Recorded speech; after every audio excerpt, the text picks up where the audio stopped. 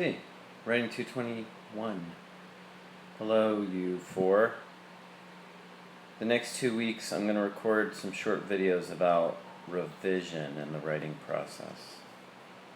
The writing process. We haven't talked much about that, but you will have understood or engaged the writing process. I often think about it as that first draft being somewhat of a discovery draft. We really end up discovering the argument that we're making not at the beginning of the draft, but by the end of the draft. And because of that, a lot of revising is taking what comes at the end of things and moving them to the beginning to sort of allow the argument you discover at the end to allow that to actually frame the entire essay. A quick example of this might be to take a look at your essay 4 and take a look at your paragraphs. See if they're singularly focused. See what happens at the end of the paragraph in particular. It's usually at the end of the paragraph that we often discover or articulate the focus of the paragraph.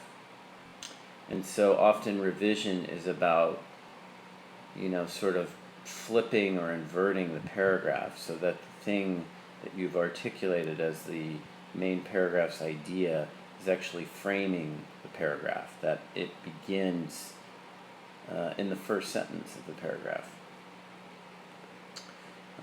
That's what I mean. Often we make our discovery of a core argument not so much, we might think we're articulating it in the first paragraph, but we actually don't articulate it until midway or even towards the end of the essay.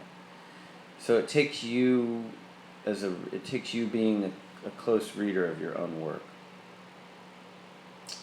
So here's a revision checklist. You could start working with, I'm giving you this with the hope that this will help you work essay 5. But if you wanted to really just put this to practice, you could take essay 4 that you just turned in and run it through this checklist. Think about your introduction. Does the introduction engage the reader? Does it draw the reader in? Is it an interesting introduction? Is an audience member interested? Are you interested? Is the thesis statement at the end of the first paragraph? That's the conventional space for it, of course. It doesn't have to be there. Then think about paragraphing. A few things about paragraphing. Look through all of your paragraphs and ask yourself if they are focused around a single idea. Identify what that idea is. Is the articulation of that idea, does it get expressed in the first or second sentence? That is the kind of space for the topic sentence. The topic sentence is very important because it sort of works like road signage. You just automatically read the first sentence of the first and second sentence of a paragraph, and your mind is sort of like, this is what the paragraph is going to be about. So check your own paragraphs for that. Are you elaborating the ideas in your paragraph? Are you posing questions like how or why? Are you thinking about origins and impacts? Are you supporting the ideas that you are considering? How are you supporting them? By outside thinking, the thinking of, say, experts? Are you supporting it through anecdote or close observation, witness, reportage? And are you tying that support back to your initial idea? In other words, you need to really show how the ideas are connecting to the support. You just can't assume that the reader is going to understand that. So looking at each paragraph, maybe thinking about paragraph anatomy, you know, that topic sentence is very important. Is it clearly indicating to the reader, hey, this is what the rest of the paragraph is going to be about? Sometimes we don't get to the topic sentence, or I'm sorry, sometimes we don't get to the focus of a paragraph until midway in.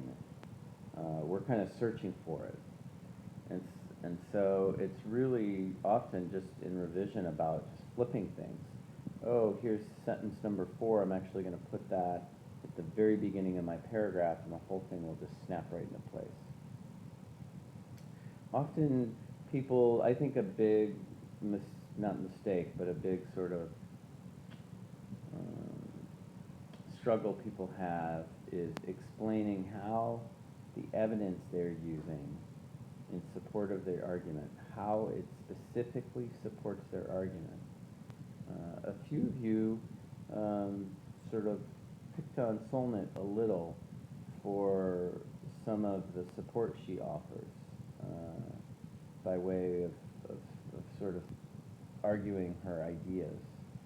And I think if she had explored how specifically the data she uses or the words of other thinkers, the ideas of other thinkers, if she had really carefully tied those, that sort of support to her initial ideas, maybe we would have felt otherwise. I'm not sure. Okay, this has been part 1. Next week I'm going to talk a little bit more about structure, overall structure of the paper, and conclusion.